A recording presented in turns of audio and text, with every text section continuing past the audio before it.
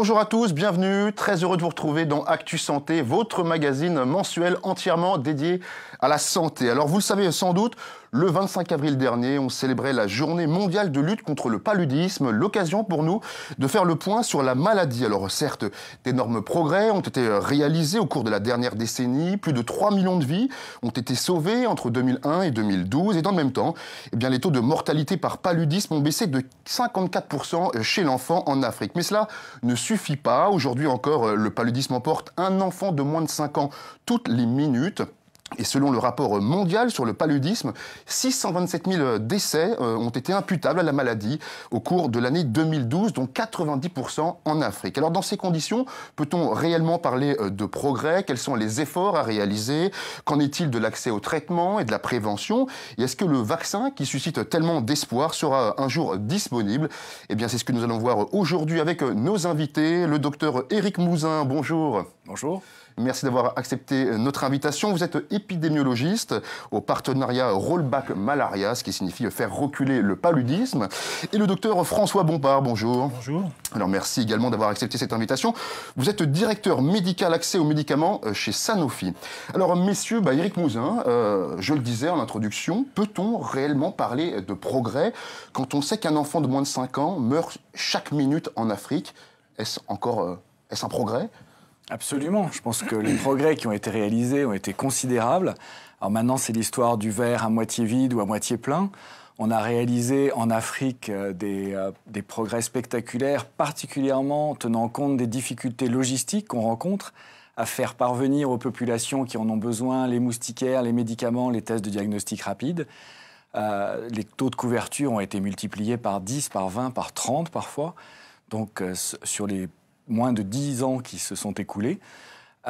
Donc, d'un côté, des progrès très spectaculaires. Par contre, vous le rappelez, un enfant qui meurt du paludisme toutes les minutes encore aujourd'hui, c'est absolument inacceptable quand on sait qu'on a les moyens de prévenir l'épidémie, de prévenir les cas et de prévenir les décès. Donc, il y a encore beaucoup à faire et il faut mobiliser beaucoup plus de fonds, de moyens humains et financiers pour lutter contre ce fléau de santé publique. Il faut rappeler qu'il n'y a pas si longtemps, c'était un enfant qui mourait toutes les 30 secondes. On a divisé, mais ça reste effectivement énorme. François Bompard, vous partagez l'analyse d'Éric Mouzin ?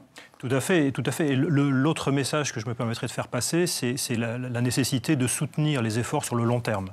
On a vu le cas de certains endroits du monde où, lors de la campagne d'éradication du paludisme dans les années 50-60, le paludisme avait été contrôlé. Et il est revenu ensuite, quelques années après, lorsque la garde a été baissée d'une certaine façon. Et il est revenu de façon pire, finalement, que lorsqu'il existait de façon pérenne, puisque les populations avaient perdu leur immunité entre-temps. Donc c'est vraiment important non seulement de mobiliser les efforts, mais aussi de se dire qu'on est dans ces efforts sur le long terme et qu'il est vraiment très important de ne pas baisser la garde.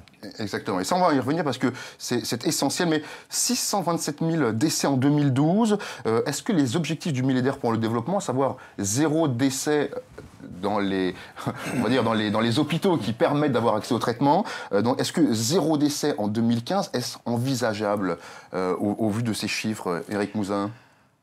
Dans certains pays, ça paraît compromis. Pas toujours, parce que certains pays, je citerai en particulier le Sénégal, la Zambie, l'Éthiopie, le Rwanda, ont fait des progrès considérables. Je pense que dans ces pays-là, l'objectif sera atteint, peut être atteint et sera atteint.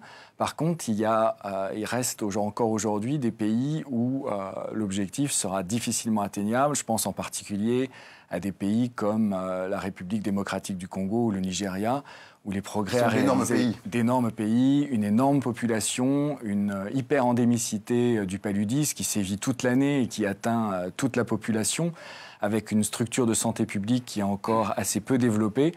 Donc là, c'est sûr que ça sera plus difficile. Mais vous le rappelez, 0 décès, c'était dans les structures sanitaires qui permettent le diagnostic du paludisme.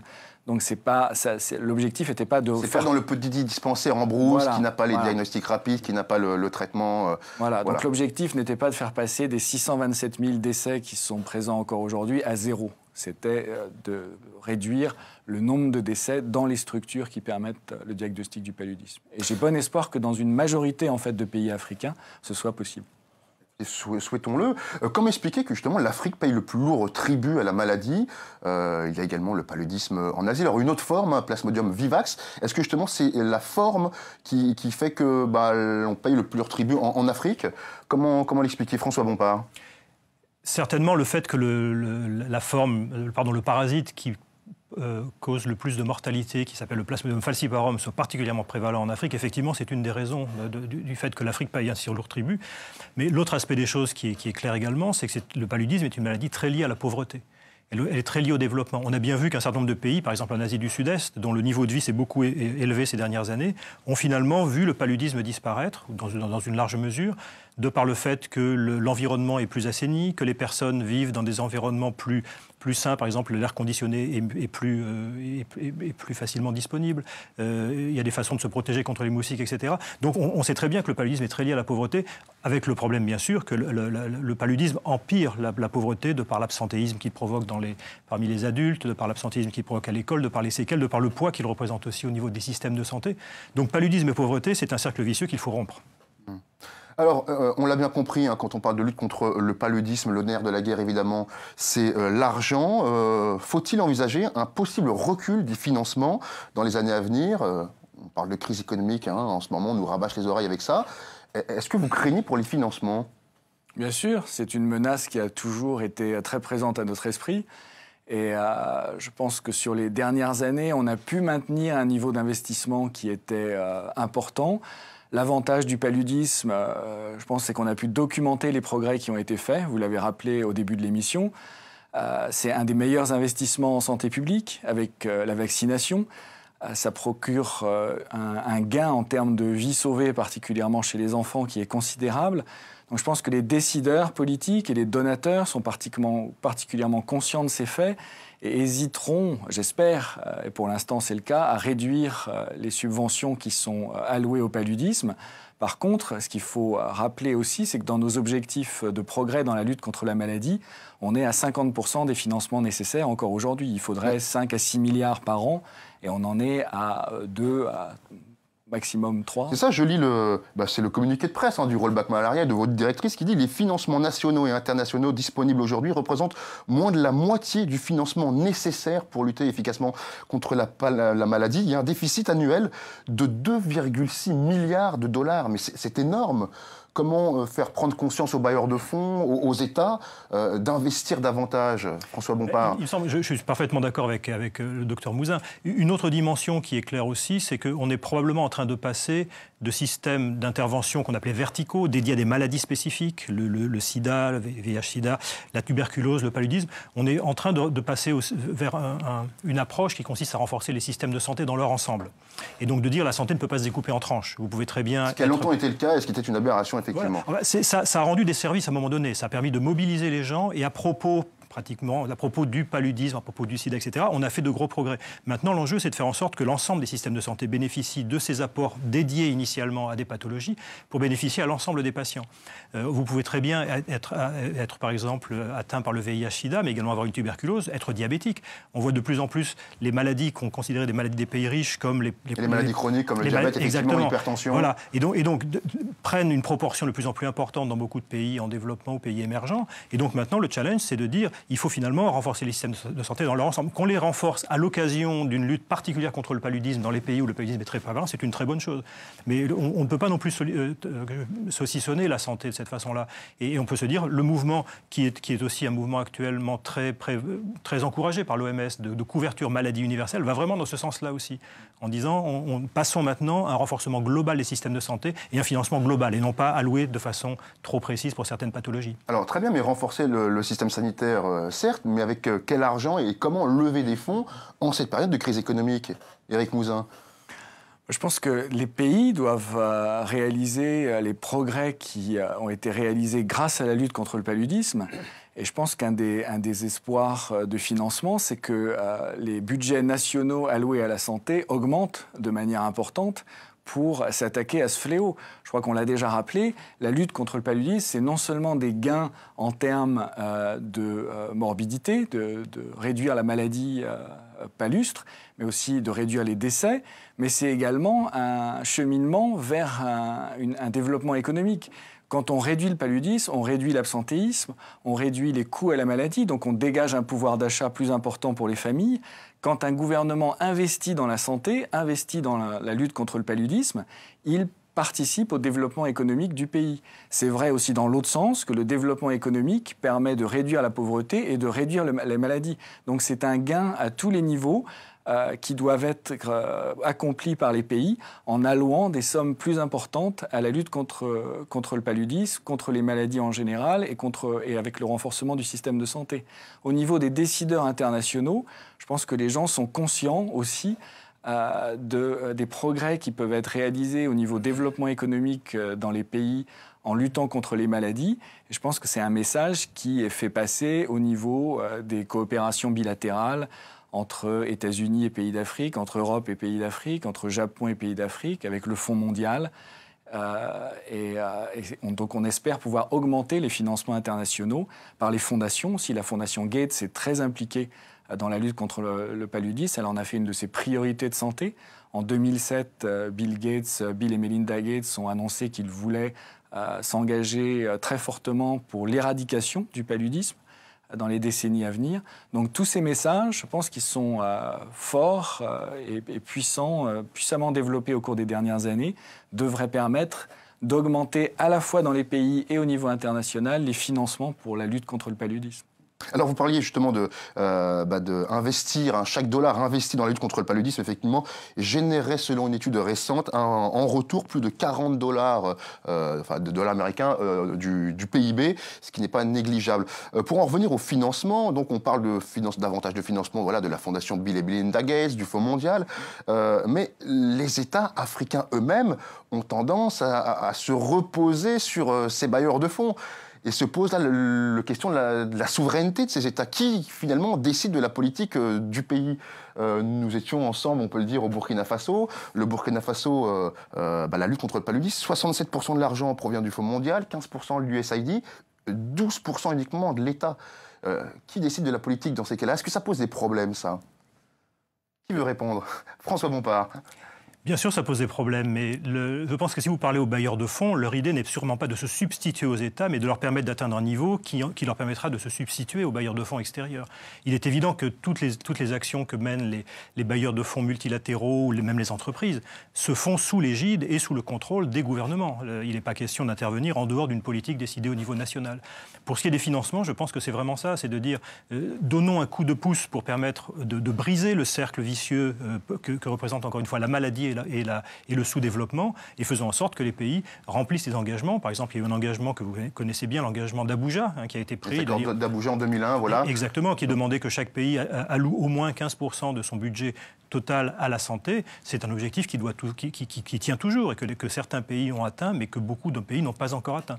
Donc cet appel, je pense, continue à être pertinent aujourd'hui. Je pense qu'on peut compter sur les doigts d'une seule main les États africains qui ont vraiment alloué 15% de leur budget à la santé. Il y a le Rwanda, on va peut-être y revenir tout à l'heure. Après, ça reste très insuffisant. On parlait du Burkina Faso. Burkina Faso, on en est à 12,5%, mais 12,5% de pas grand-chose, ça reste très fortement insuffisant. Est-ce que cet objectif, est-ce qu'il est concret, cet objectif de 15% finalement ? Éric Mouzin ? Je pense que oui. Est-ce qu'il faut s'y tenir ? Est-ce que c'est fondamental ? Oui, je pense qu'il faut s'y tenir. Je pense que ça peut être dépassé même. Et je pense que c'est un des objectifs de l'initiative récente qui a été conduite conjointement par le partenariat Rollback Malaria et l'Agence des Nations Unies pour le développement, c'est d'intégrer la lutte contre la maladie et la lutte contre le paludisme en particulier dans un cadre de lutte beaucoup plus large, un cadre multisectoriel pour mettre l'accent sur le fait que la lutte contre le paludisme contribue beaucoup au développement économique et que donc d'autres ministères comme le ministère de l'Éducation, le ministère des Ressources minières, le ministère des Finances, peuvent et doivent être impliqués dans cette lutte parce qu'ils en retirent des bénéfices très substantiels, concrets, à la fois pour les entreprises et pour les populations. Je pense que c'est un message qui n'est pas assez renforcé, à la fois au niveau des populations et des décideurs, et qui doit être beaucoup plus développé dans les années à venir. Il faut vraiment que, mais pour rejoindre ce que dit le docteur Mouzin, il faut vraiment que la perception ne soit plus que les dépenses de santé sont des dépenses, mais un investissement. Et donc, il faut vraiment convaincre les décideurs politiques, dont malheureusement, très souvent, la vision est relativement une vision court terme, de dire investissez pour l'avenir, c'est un bon investissement. Il ne s'agit pas de dépenser de l'argent en pure perte pour la santé, il s'agit d'investir pour l'avenir, et encore une fois, pour briser le cercle vicieux du sous-développement et de la maladie. Mais est-ce que c'est perçu comme tel par les gouvernements africains? On sait que le paludisme continue de représenter plus de 30% des dépenses de santé. Est-ce que les gouvernements sont conscients de l'intérêt d'investir, comme vous le dites, dans le paludisme? Non, pas assez. Je pense que c'est beaucoup trop cloisonné aujourd'hui. D'où l'intérêt de cette initiative multisectorielle. Et comme vous le ça, c'est fondamental, on va y revenir, parce que on parle effectivement de paludisme, on croit qu'il y a l'aspect purement sanitaire, mais il faut des infrastructures, des routes, des dispensaires, du personnel, de l'électricité, de l'éducation, donc le ministère de l'éducation également. C'est vraiment multisectoriel, et ça, certains gouvernements l'ont pas compris ou compris trop tard, malheureusement. Voilà. Et ça va être il faut essayer d'abattre les cloisons, de faire que les ministres et les gouvernements se parlent plus entre eux, et convaincre les ministres des Finances de l'intérêt de cette lutte contre le paludisme, des investissements, comme l'a rappelé François, dans la santé en général. Ça doit être fait, ça peut être fait. Par exemple, c'est quelque chose qui a été fait pour le sida, ce qui a expliqué, je pense, une bonne partie des avancées et des progrès dans le domaine du sida. Ça a été qu'on a réalisé assez tôt que de laisser la décision au niveau du ministère de la Santé n'était pas la bonne solution, parce que le ministre de la Santé, même s'il était convaincu de l'investissement, n'avait pas la capacité d'augmenter son budget sans l'aval du Premier ministre, du Président et des ministres plus gradés, je dirais, dans le gouvernement. C'est ce qui doit être fait dans les autres secteurs de santé, de ramener la décision à un niveau plus élevé du cabinet ministériel. Mais ça, le Fonds mondial le fait, justement, dans le cadre de la lutte contre le sida, la tuberculose et le paludisme, donc. Donc ça existe déjà dans certains États. Au Burkina Faso, typiquement, c'est le président de la République lui-même qui gère ça, pour pouvoir avoir accès à tous ces différents ministères. Est-ce que le résultat est là? C'est un autre débat. Au Rwanda, par exemple, le président, le Premier ministre sont très impliqués dans les problématiques de santé. C'est ce qui a expliqué les résultats. En Éthiopie également. Au Malawi, on a lancé récemment un rapport dont le lancement a été présidé par le vice-président du pays. Il faut une implication politique très forte et à un haut niveau pour que les choses avancent. Ça, c'est sûr. C'est le bon élève, le Rwanda, en ce moment, en Afrique? Oui, je pense que oui. Un des, parce qu'il y en a plusieurs. Voilà. On pourrait citer quel autre pays? Le Sénégal, la Zambie, l'Éthiopie. Bon, surtout les pays anglophones, on le notera quand même. Sénégal, francophone. Et puis les plus petits pays qui ont... du Sénégal parce que la ministre de la Santé, Awa Marie Kolsek, est l'ancienne directrice du Rollback Malaria. C'est sans doute pour ça que vous citez le Sénégal. Pas seulement, mais en effet, le professeur Kolsek a fait une action remarquable à la tête du partenariat Rollback Malaria et est aujourd'hui en train de pousser le Sénégal dans la voie du développement sanitaire et économique avec on en parlera peut-être après, des programmes d'élimination complète de la maladie dans le nord du pays. Bien sûr, on va y revenir parce que l'élimination, c'est fondamental. Très brièvement, est-ce qu'on peut mesurer sur le terrain les conséquences des retards ou de l'absence de financement et comment on le mesure, ça, concrètement? Par des enquêtes qui sont faites régulièrement, des enquêtes de santé, parce que, comme vous le savez, les systèmes de surveillance sanitaire présents dans les pays qui ont une infrastructure de santé publique encore faible sont difficiles à réaliser. Donc les chiffres qui sont produits émanant des structures sanitaires sont encore peu fiables, difficiles à collecter dans beaucoup de pays. Donc on a des enquêtes qui, elles, sont faites par échantillonnage assez strict et qui permettent d'aller voir dans les différents foyers, dans les différentes familles, y compris dans les zones rurales les plus reculées, l'état d'avancement de la couverture en mesure de lutte contre le paludisme.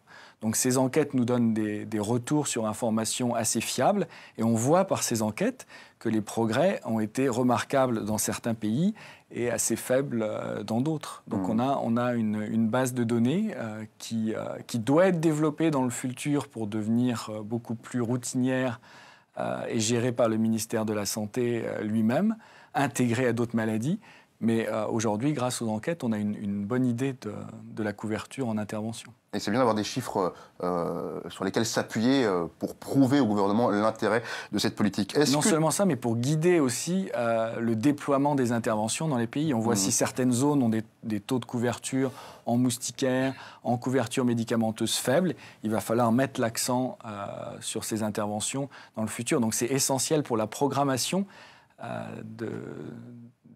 du ministère de la Santé d'avoir accès à ces chiffres. Une question qui fâche, est-ce que tout l'argent investi va réellement à la lutte contre le paludisme ou y a-t-il encore des problèmes de gouvernance, de mauvaise gouvernance ? Oui, je pense qu'il ne faut pas cacher la réalité et je pense que c'est une des grosses forces du Fonds mondial aujourd'hui, c'est d'avoir mis en place un système de détection et de surveillance des abus et de la corruption dans la gestion des fonds qui fait que ces informations peuvent remonter. Parfois, je crois que ça leur a causé du tort parce qu'on s'est dit il faut réaliser que le Fonds mondial sont des milliards et des milliards jusqu'à aujourd'hui, c'est 30 milliards de dollars qui ont été levés depuis la création du Fonds mondial et qui ont été dépensés pour la mise en place de ces interventions sanitaires dans les pays. Donc ce sont des sommes énormes. Et le fait qu'il y ait des systèmes assez fiables de détection des abus et de la corruption a permis à certaines informations de remonter, ce qui a aussi, par retour de bâton, fait lever des critiques à certains, disant, vous voyez, l'argent est mal dépensé, l'argent est détourné.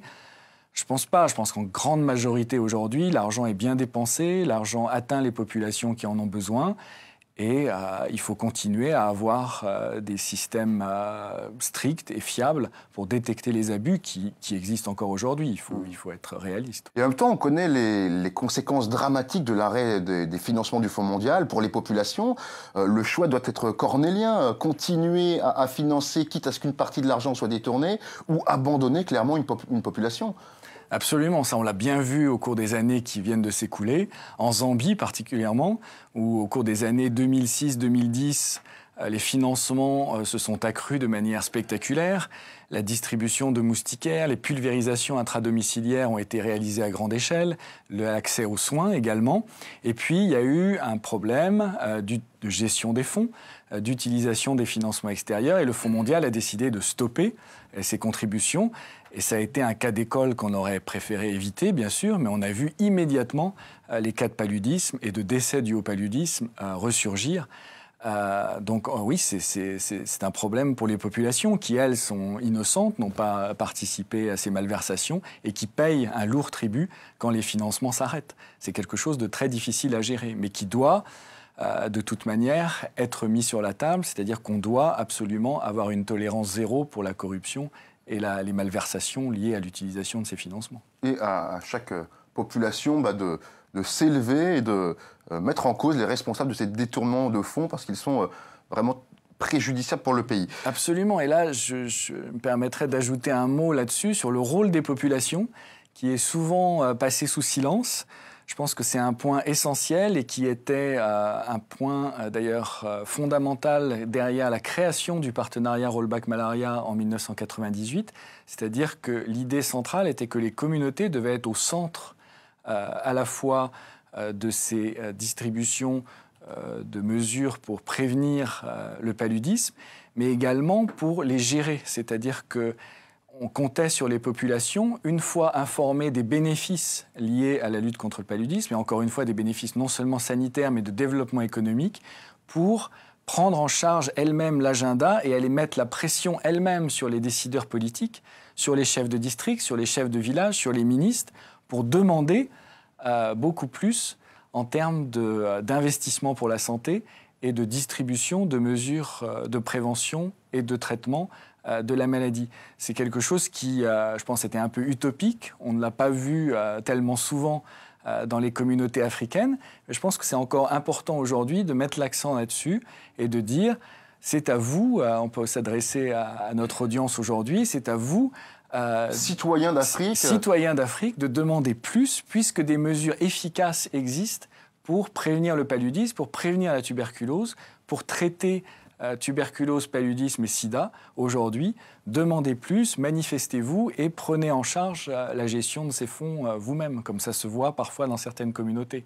En Tanzanie, où j'étais récemment, certaines communautés se sont organisées pour mettre en place une collecte de fonds elles-mêmes pour financer les interventions de lutte contre le paludisme et ont pratiquement éliminé le paludisme de leur zone. Elles ont pris en charge ces mesures, réalisant leur efficacité à leur charge. Soyez engagés, vigilants et exigeants à l'encontre de vos décideurs politiques. Alors, quel doit être le rôle des laboratoires comme Sanofi, par exemple, Sanofi qui, rappelons-le, produit l'Azac, un traitement antipaludéen qui se prend en 3 prises. Hein, c'est son aspect révolutionnaire. C'est ça, François Bompard ?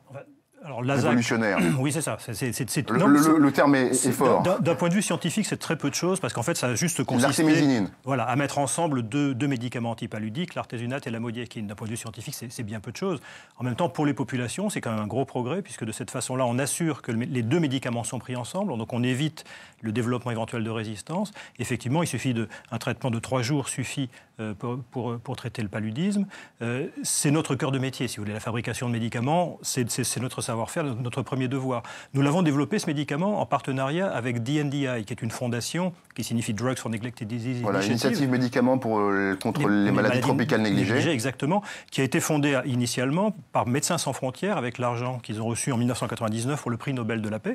Ils se sont regroupés avec un certain nombre de partenaires de pays du Sud, en Afrique, en Amérique latine, en Asie, etc., pour monter cette fondation qui était là, finalement, de certaine façon, pour challenger les firmes pharmaceutiques qui n'investissaient pas dans des maladies qui ne représentaient pas d'enjeux économiques. Et donc, en travaillant avec eux, en fait, on a fait de grands progrès, puisqu'ils nous ont poussé d'une part, à ne pas prendre de brevet sur ce médicament, ce qui est quelque chose de très exceptionnel pour une firme pharmaceutique. On l'a fait bien volontiers, parce qu'on considère que les besoins sont tels qu'il n'est pas question de mettre d'obstacles. Oui, puis le paludisme, ce n'est pas une maladie rentable, il n'y a pas d'intérêt économique, vu que c'est pour les populations les plus pauvres. C'est assez vrai, mais c'est d'autant plus vrai aujourd'hui que grâce aussi au travail qu'on a fait avec DNDi, on a contribué à faire baisser le prix des médicaments antipaludiques. 50 centimes, c'est ça, pour les 3 prix, 50 centimes d'euros à peu près pour les enfants. Pour l'enfant, et moins en fait, c'est moins de 50 centimes d'euros pour l'enfant, moins d'1 dollar ou moins d'1 euro pour l'adulte. Lorsqu'on a annoncé ces prix en 2007, c'était un peu révolutionnaire. C'était très agressif par rapport aux prix qui existaient à l'époque. Donc on a contribué à faire baisser les prix, ce qui effectivement a bénéficié à l'ensemble de la communauté. On va revenir sur le coût du traitement, parce que ça, pareil, c'est absolument essentiel. Mais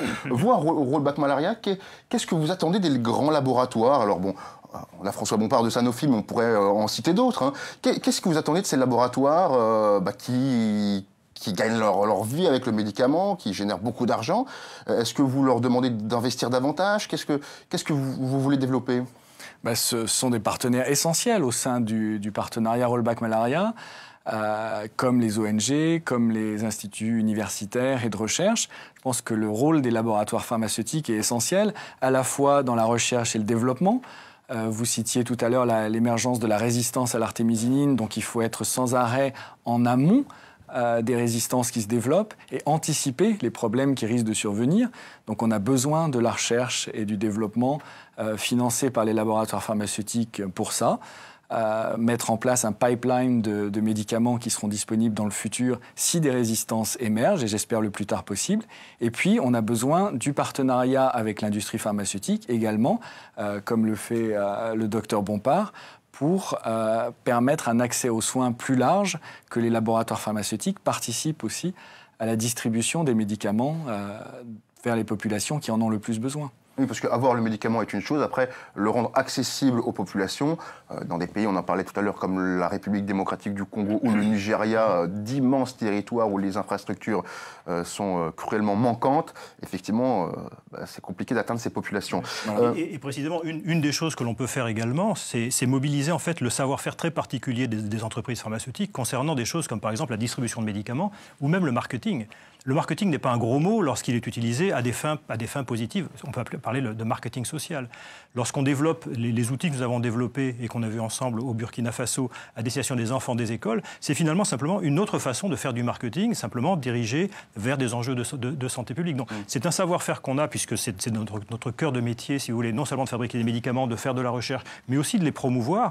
Et donc, nous faisons également la promotion de la prise en charge du paludisme dans son ensemble. Non seulement le traitement, qui est notre cœur de métier, mais aussi la prévention. On peut faire énormément de choses pour éviter d'attraper le paludisme. Le diagnostic, et c'est très important que les personnes aient un diagnostic correct pour être correctement traitées, et bien sûr le traitement. Donc ça, c'est une façon de mobiliser un savoir-faire qu'on a en tant qu'entreprise, qui est utilisé dans les pays du Nord pour des maladies différentes, les maladies cardiovasculaires, le cancer, etc.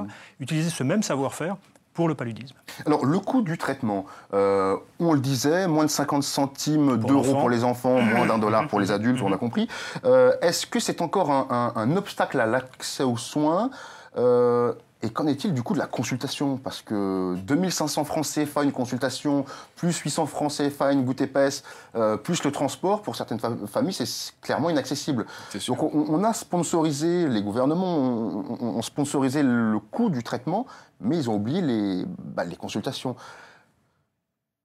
Que faire pour améliorer la situation? C'est sûr, le but ultime, c'est quand même la couverture médicale universelle dans les pays. Certains pays l'ont réalisé d'ailleurs. On va rappeler encore l'exemple du Rwanda, mais je pense que d'autres pays réfléchissent et font des progrès énormes pour arriver à ce stade aujourd'hui. L'Afrique du Sud, aujourd'hui, qui distribue les médicaments contre le paludisme de manière gratuite. Donc ça, c'est le but. Ça prendra peut-être encore un peu de temps pour y arriver. Mais c'est sûr que... La gratuité, c'est l'objectif à atteindre, vous pensez? Et est-ce que c'est réalisable? On en revient toujours au même pays, RDC, Nigeria, enfin ces grands pays.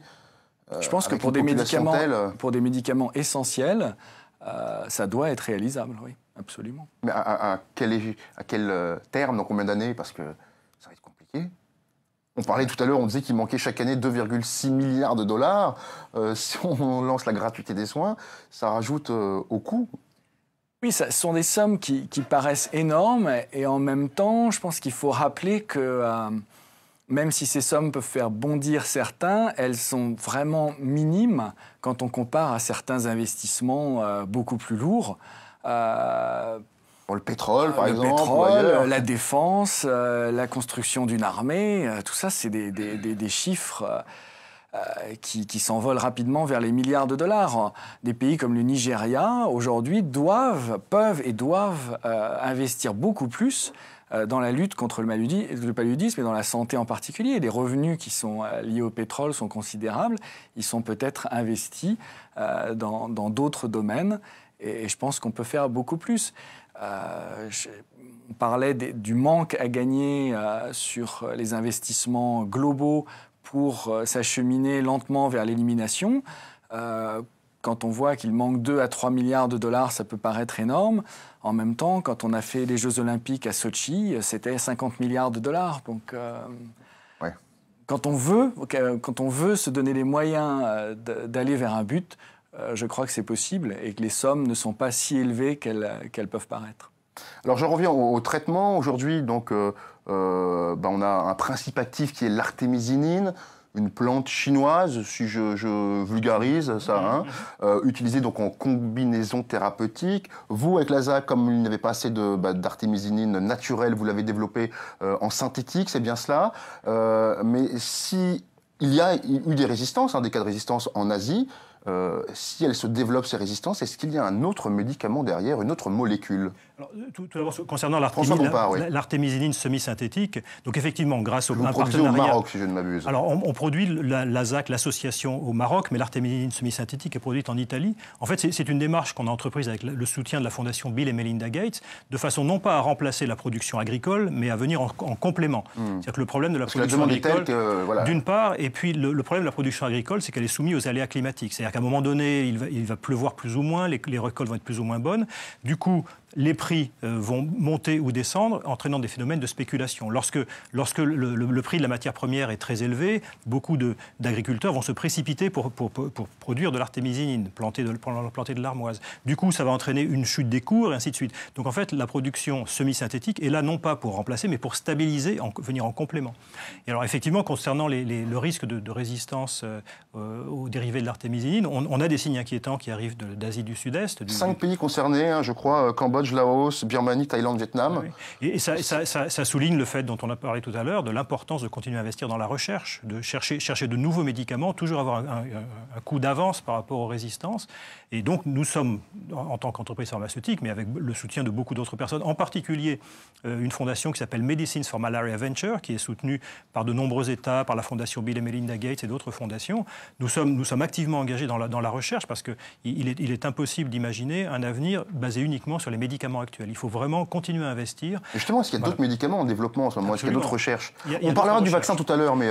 Il y a d'autres recherches en cours. Alors après, ce sont les aléas de la recherche. C'est combien parmi tous ces médicaments arriveront in fine à démontrer leur efficacité et leur sécurité. C'est un point d'interrogation aujourd'hui. Mais la recherche continue, bien sûr. On parlait des résistances en Asie. Pas de résistance décelée en Afrique pour l'instant ou... Pas encore, non. C'est pour ça que je pense qu'il ne faut pas que l'arbre cache la forêt et se focaliser sur le point noir. Je pense qu'aujourd'hui, en Afrique, et c'est une chance considérable, les populations peuvent faire énormément pour se protéger. Je pense que ça doit être notre message principal, c'est que chaque personne vivant dans une zone impaludée doit dormir chaque nuit sous une moustiquaire imprégnée, doit consulter en cas de fièvre, soit au niveau d'un centre de santé, soit au niveau communautaire. Maintenant, il y a des agents de santé communautaires qui se déplacent dans les communautés pour avoir une petite goutte de sang prélevée au bout du doigt, que le test soit fait, que le diagnostic soit établi et que le médicament puisse être distribué. Si ça, c'est fait aujourd'hui, je pense que ça va contribuer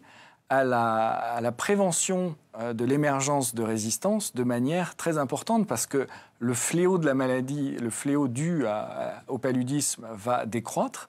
La pression médicamenteuse va être beaucoup moins forte, il y aura de moins en moins de cas de paludisme et comme ça, on arrive à lutter de manière en fait la plus efficace contre l'émergence des résistances. L'émergence des résistances, elle est due à la pression médicamenteuse, au fait que ces médicaments sont distribués parfois à mauvais escient parce que le diagnostic n'est pas porté. Donc on va donner un antipaludéen à quelqu'un qui a de la fièvre alors que ce n'est pas un paludisme. Donc il faut faire le diagnostic absolument. Et en faisant ça, on va prévenir l'émergence des résistances en Afrique, ce qui serait une catastrophe. Autre phénomène inquiétant, et là j'imagine que vous, les laboratoires, vous êtes en première ligne, le trafic de faux médicaments qui explose littéralement en Afrique de l'Ouest notamment pour les copies d'antipaludéens avec... Alors, on a tendance à tout mélanger quand on parle de faux médicaments. Il y a certains qui sont tout simplement où il n'y a aucun principe actif, donc c'est de l'effet placebo. Mais on retrouve surtout certains médicaments sous-dosés. Et là, pour les risques des résistances, c'est grave, ils sont élevés. Est-ce que vous avez pris ça en considération? Alors vous, les laboratoires, oui, bien sûr, évidemment, bien sûr. Mais à Rollback Malaria, est-ce que ce problème de faux médicaments est soulevé? Est-ce que vous réfléchissez à comment lutter pour éviter les émergences de résistance? Bien sûr, ça c'est quelque chose qu'on a bien en tête, qui est discuté régulièrement au niveau global, au niveau régional, au niveau national. Maintenant, il faut bien avouer que les moyens qui sont alloués pour lutter contre les contrefaçons et les faux médicaments sont loin d'être suffisants. Je pense. Ils sont dérisoires, on peut le dire. Dérisoires, voilà. Je pense que l'exemple du Nigeria, je crois, où il y a 2 inspecteurs qui sont chargés de lutter contre les contrefaçons et sur qui récemment, on m'a rapporté ça, on a tiré à la mitrailleuse lourde. Donc c'est des gens qui font un métier certainement très difficile et pour ne pas dire impossible. Il y a des intérêts économiques énormes, il faut le rappeler. Un certain nombre Alors, le gros problème qu'on a avec les contrefaçons, c'est l'absence de données fiables, puisque bien sûr, ce sont les trafics souterrains, mais qui sont gérés quand même par effectivement des mafias qui peuvent être extrêmement violentes. Et un des plus gros problèmes qui se pose, c'est qu'au niveau juridique, dans beaucoup de pays, y compris dans un certain nombre de pays européens d'ailleurs... Il n'y a pas de législation. Alors, il n'y a pas de législation, ou bien la législation considère qu'il s'agit de délit et non pas de crime. En réalité, lorsqu'on donne un faux médicament à quelqu'un, on peut considérer que c'est un crime. Et aujourd'hui, la législation dans beaucoup de pays n'est pas suffisamment sévère, ce qui fait qu'il est plus rentable d'investir, si je puis dire, si on est quelqu'un de malhonnête, dans le trafic de faux médicaments que dans les stupéfiants. Parce que si vous êtes pris, vous serez moins puni dans le cas des faux médicaments. Et donc, il y a tout un mouvement en cours actuellement pour faire en sorte que l'ensemble des pays du monde s'unissent pour déclarer ce type de pratiques comme des crimes, ce que ce sont réellement. Ce ne sont pas de simples délits. Et vous en parliez justement, on en avait parlé ici dans Actu Santé, on avait consacré une émission au trafic de faux médicaments, et effectivement les grands cartels mexicains et colombiens se recyclent pour blanchir l'argent dans le trafic de faux médicaments, ce qu'on appelle le multitrafic, multi-usage, mais ça c'est un autre débat. Revenons-en à la prévention. Quand on parle de prévention, on parle évidemment de moustiquaires imprégnés. Est-ce qu'on n'a pas trop insisté sur les moustiquaires imprégnés? Quand on parle avec les gens, ils y passent 6-7 heures par nuit. Ils ne sont pas sous la moustiquaire au moment les plus critiques, à la tombée de la nuit, quand l'anophèle femelle vient vous piquer. Est-ce que c'est pas... on n'a pas vu la moustiquaire comme quelque chose de trop beau, finalement? Non, franchement, je ne crois pas. C'est un outil de prévention très efficace qui a fait ses preuves d'ailleurs. On a vu que dans les pays qui déployaient les moustiquaires imprégnés d'insecticides à grande échelle, les résultats étaient spectaculaires. Le pic de transmission du paludisme se fait au moment du sommeil, essentiellement après 10 heures du soir. Après 10 heures, alors je disais des bêtises en disant 7-8 heures. Ça peut commencer à ce moment-là, mais le pic de transmission est plus tard. Donc pour les enfants de moins de 5 ans, déjà couchés, on peut l'imaginer, voilà. Ça marche très bien. Donc je pense que on a mis l'accent avec raison sur la distribution des moustiquaires pour lutter efficacement contre le paludisme. Alors après, quand l'endémicité décroît, c'est-à-dire quand la transmission du paludisme devient plus faible, c'est sûr que la moustiquaire n'est plus le moyen de lutte le plus approprié contre la maladie. Dans les zones d'Afrique australe, auxquelles je pense en particulier, des pays comme l'Afrique du Sud, comme le Swaziland, comme le Botswana, comme la Namibie, c'est sûr que à ce moment-là, ça devient la prise en charge des cas le plus rapide possible et le plus efficacement possible, c'est-à-dire en donnant des bons médicaments à base d'artémisinine, qui devient le moyen d'interruption de la transmission le plus efficace. Là, il faut détecter les cas le plus vite possible, les traiter et traiter les populations aux alentours pour éliminer la maladie. Alors, les moustiquaires imprégnés ont une durée de vie d'à peu près 3 ans, c'est ça? Ce qui demande donc des efforts financiers constants. Est-ce que ça, c'est un problème?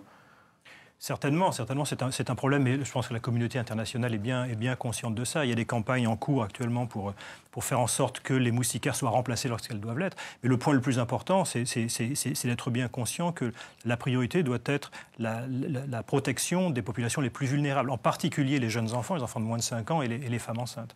Donc les moustiquaires correctement utilisés, comme l'a dit le docteur Mouzin, dans les endroits où effectivement c'est pertinent, c'est extrêmement efficace. On a besoin de lutter à la fois contre le moustique, contre le parasite. Donc c'est une lutte sur tous les fronts. Il ne s'agit pas d'éliminer un des moyens de lutte. Il faut en fait les mobiliser tous ensemble. Alors, un problème aussi qui survient surtout dans les pays sahéliens où il y a une telle chaleur, notamment au mois d'avril, mai, il fait 45, 48, 50 degrés parfois, et on demande aux gens de dormir sous les moustiquaires dans leur petite maison en toit de tôle où là la température explose. Les gens, moi, me disent, on ne peut pas dormir avec cette forte chaleur, on enlève la moustiquaire. Ils savent parfaitement la nécessité d'utiliser la moustiquaire, mais comme il fait trop chaud, ils l'enlèvent. Ça, concrètement, ça va être difficile de lutter et puis d'expliquer aux gens qu'il faut, malgré la chaleur, dormir sous la moustiquaire. Il faut protéger au minimum les plus fragiles. C'est vraiment ça. Les jeunes enfants, les femmes enceintes, c'est un peu désagréable, bien sûr. C'est ce qu'ils disent au Burkina Faso, vous l'avez vu comme moi. Oui, exactement. Non, absolument. Mais qu'au minimum, les populations les plus vulnérables soient protégées, c'est vraiment fondamental. Les autres alternatives, aujourd'hui, c'est quoi? C'est la pulvérisation d'insecticides, justement, la pulvérisation intradomiciliaire, comme on dit. Il faut traiter 80% d'un quartier. Ça, c'est efficace, ça marche, mais le coût est important également. Le coût est beaucoup plus élevé, mais ça se fait dans des circonstances épidémiologiques particulières. C'est appliqué aujourd'hui. C'est moins répandu que la distribution à grande échelle de moustiquaires. Je crois qu'il faut rappeler aussi peut-être 2 points supplémentaires dans l'utilisation de la moustiquaire. Un, c'est aussi une question d'habitude. C'est-à-dire peut-être que la première fois, on a l'impression d'avoir accès à un peu moins d'air, mais l'air circule quand même. Si les enfants sont habitués dès leur plus jeune âge à les utiliser, ça se fait de manière relativement correcte, je dirais. Et deuxièmement, et je crois que c'est une force dans la lutte contre le paludisme, c'est qu'on a l'espoir d'éliminer la maladie, ce qui est assez peu fréquent dans un problème de santé publique. On ne peut pas dire la même chose des maladies respiratoires ou des maladies gastro-intestinales, par exemple. Donc c'est un effort qui est demandé à la population pour se protéger pendant un certain nombre d'années, de façon à accéder au niveau d'élimination, où là on pourra se débarrasser des moustiquaires se débarrasser des pulvérisations intradomiciliaires et en arriver à la prise en charge, à la détection rapide des cas pour débarrasser le pays du paludisme complètement et ne plus avoir à gérer à la fois les coûts, comme vous le rappeliez, de distribution de ces interventions et la nuisance qui peut être liée à leur utilisation. Et alors là, j'en reviens à la pulvérisation intradomiciliaire. Est-ce qu'elle a fait ses preuves dans certains pays? On parlait d'élimination. Certains pays d'Afrique australe en sont proches. Et ça, vous citiez le Botswana, des pays... Oui, il y a un groupe de pays d'Afrique australe, un groupe de 8 pays qui se sont alliés parce qu'il faut mettre l'accent sur les initiatives régionales. Les moustiques ne connaissent pas de frontières, donc passent facilement d'un pays à l'autre. Il n'y a pas d'élimination réelle sans une initiative régionale pour débarrasser la région dans son ensemble du paludisme. Donc en Afrique australe, un groupe de 8 pays, l'Afrique du Sud, le Botswana, le Swaziland, la Namibie, le Zimbabwe, l'Angola, la Zambie, se sont alliés pour mettre en place une campagne à grande échelle de lutte contre le paludisme, associant la pulvérisation intradomiciliaire dans certaines zones, dans d'autres zones simplement une détection rapide des cas et un traitement efficace. Et les résultats sont déjà là, avec l'espoir d'éliminer la maladie dès 2018 pour le Swaziland, pour l'Afrique du Sud, 2020 pour la Zambie. Donc les efforts sont là et les objectifs sont très forts et la détermination politique également. Donc même à l'échelle de grands pays, parce qu'on cite souvent les îles, hein, Cuba, Zanzibar, mais voilà, ce sont de petits territoires, des îles, donc plus faciles à éliminer. À l'échelle d'un pays comme la Zambie, d'ici 2020, ça sera envisageable, vous pensez réellement, ouais? Je pense qu'avec... C'est plutôt encourageant. Oui, absolument. Je pense que si c'est tout à fait réalisable, si les moyens financiers et humains sont mis en place, je pense que c'est absolument réalisable. Le sud de la Zambie est déjà proche de l'élimination. Ça sera un peu plus difficile et long pour le nord. Mais au sud de la Zambie, on peut tout à fait envisager l'élimination dans un futur très proche. Oui, c'est absolument encourageant. Je pense que le message essentiel, c'est quand on veut se débarrasser du paludisme, il faut rappeler que il n'y a pas si longtemps, dans les années 50, il y avait encore du paludisme en Europe, en France, en Italie, bien sûr. aux États-Unis aussi, jusque dans les années 50. Donc, et en Asie, il y a énormément de pays, comme le Sri Lanka, qui sont en train de se débarrasser du paludisme avec succès. Quels sont les petits gestes de la vie de tous les jours qu'on peut faire pour lutter contre le paludisme? Là, je pense évidemment à l'assainissement du milieu dans lequel on vit. Est-ce que ça peut participer à l'élimination de la maladie ou ça va juste réduire, à savoir couvrir la jarre d'eau, ne pas laisser d'eau stagnante devant chez soi, essayer d'avoir un minimum de propreté? Ça, c'est important, François Bompard? Absolument, tout compte. Et effectivement, d'une façon générale, assainir son environnement, c'est une bonne chose, que ce soit pour le paludisme ou au passage pour d'autres insectes qui peuvent également se multiplier dans les mêmes endroits. Il n'y a pas vraiment de petits gestes. Tout ça sont des choses importantes. Avoir le réflexe de mettre les jeunes enfants sous la moustiquaire, les femmes enceintes, penser à consulter rapidement en cas de fièvre, acheter des médicaments ou se les procurer s'ils sont gratuits dans les centres de santé ou dans les pharmacies. Tout ça, ce sont des gestes et un ensemble de gestes qui sont utiles non seulement pour le paludisme, mais finalement pour l'ensemble des autres causes de santé. Non, je pense que Éric Mouzin. Les gestes d'assainissement aident, bien sûr. Ce ne sera certainement pas suffisant pour se débarrasser de la maladie. En plus, ce que vous avez rappelé, l'eau stagnante, c'est bien pour la dengue, c'est bien pour d'autres maladies. L'Anophèle n'aime pas l'eau stagnante, il a besoin d'eau assez propre, courante. Donc c'est plus des foyers qui sont aux alentours des villages et qui sont marigot, la jarre d'eau. Exactement, très difficile à contrôler. Donc ça sera, c'est sûr, c'est un outil, mais ça sera absolument pas suffisant. Et il faut absolument mettre l'accent, pour l'instant, sur l'utilisation des moustiquaires quotidiennes, l'aspersion intradomiciliaire et puis la prise en charge des cas. Oui. Ça, il faut ne pas arrêter de le répéter. Le vaccin, où en est-on du vaccin? Il a suscité d'immenses espoirs. Plusieurs sont en cours d'évaluation, je crois, certains déjà en phase 3. Mais est-ce qu'ils sont efficaces à 100%? Quand est-ce qu'ils seront dans le commerce? Quand est-ce qu'ils seront disponibles en Afrique? Et là, je parle au fin fond de la brousse en République démocratique du Congo. Hein. Qu'est-ce qu'on peut espérer à ce niveau-là? Le message principal, je dirais, c'est ce que... J'ai l'impression que c'est un message qui revient très souvent. Les gens pensent que sans vaccin, on ne se débarrassera pas du paludisme. Ça, c'est une idée fausse. La preuve, on en parlait, l'Europe l'a éliminé sans vaccin. Voilà. Et aujourd'hui, chaque année, le Maroc récemment, le Tadjikistan, l'Arménie se sont débarrassés du paludisme sans vaccin. Dans les années 50-60, dans les grandes campagnes d'éradication du paludisme menées par l'OMS, beaucoup de pays se sont débarrassés aussi du paludisme sans vaccin. Donc ça, c'est une première idée fausse. On n'a pas besoin du vaccin pour éliminer le paludisme. Par contre, si on avait un vaccin efficace à 100%, ce serait une arme fantastique, très utile pour lutter contre la maladie. Aujourd'hui, ce n'est pas le cas. On a le candidat le plus avancé qui est RTSS, qui est en cours d'évaluation. Il y a une décision finale qui sera rendue sur les capacités d'utilisation probablement en 2015, qui protège au mieux à 50%. Pour combien de temps, on ne sait pas. Donc, c'est un espoir. C'est faible, hein, finalement. En termes de réduction des cas, si vous avez 200, 300 millions de cas de paludisme par an, si vous arrivez à réduire de 50%, c'est déjà énorme. Mais il faut aussi, comme le rappelait François, arriver à distribuer ces vaccins à grande échelle, ce qui est Organiser une campagne de vaccination, ce n'est pas une mince affaire. C'est un défi logistique. Et donc, on peut avoir ces vaccins, pour l'instant, comme outils dont l'intérêt sera précisé, donc probablement en 2015, dans quelles conditions, dans quel pays, dans quelle zone de transmission, à quel moment. Tout ça, c'est encore un peu flou. Et il faut continuer à développer, bien sûr, de meilleurs candidats vaccins. Il y en a d'autres qui sont en phase d'évaluation.